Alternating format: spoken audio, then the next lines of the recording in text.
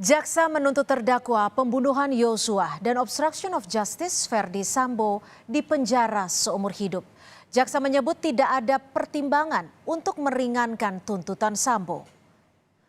Dalam nota tuntutan, jaksa menyatakan Verdi Sambo terbukti secara sah dan meyakinkan melakukan pembunuhan berencana terhadap Yosua Huta Barat.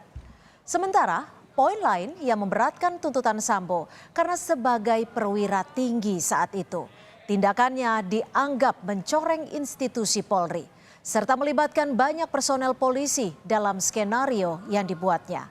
Sambo juga dipandang berbelit-belit dalam memberi kesaksian.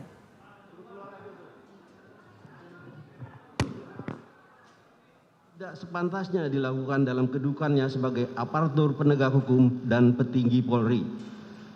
Perbuatan terdakwa telah mencoreng institusi Polri di mata masyarakat Indonesia dan dunia internasional. Perbuatan terdakwa telah menyebabkan banyaknya anggota Polri lainnya turut terlibat. Hal-hal yang meringankan tidak ada.